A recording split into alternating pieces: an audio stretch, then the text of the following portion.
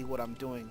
So I already spoke about Light Strike. We got Ferocity. Ferocity is a Lancer skill, and what it does is it's basically like a boost.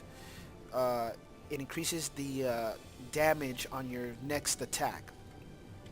And we got Conclusive Blow. This is something you want to be using a lot. This is going to be one of your main weapon skills that you're going to be using as a pugilist, because what it does is, especially if you're soloing, what it does is it reduces the target's accuracy, and the effect may stack up to 3 times.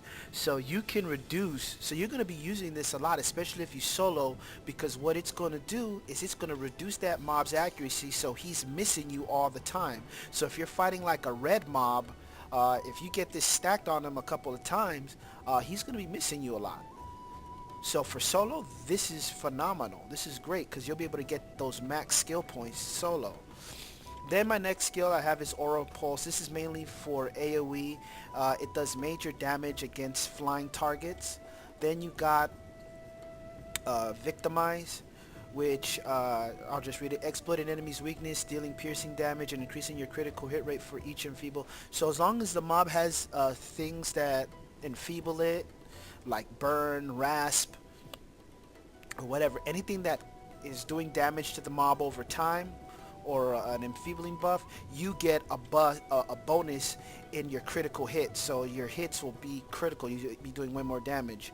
Bloodbath, all that does is just take, it steals HP from the mob and adds it to you, a certain percentage. Featherfoot, you always want to have this up whenever it's up because it will allow you to evade an attack from the mob.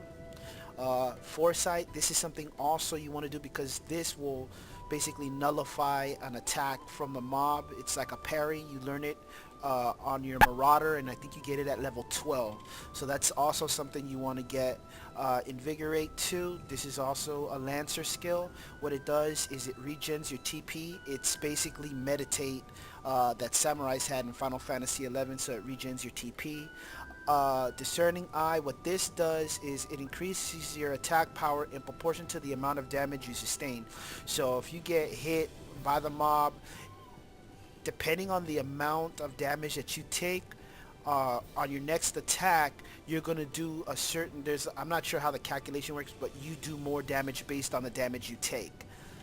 Second Wind, all that is just, it's just like a cure for yourself.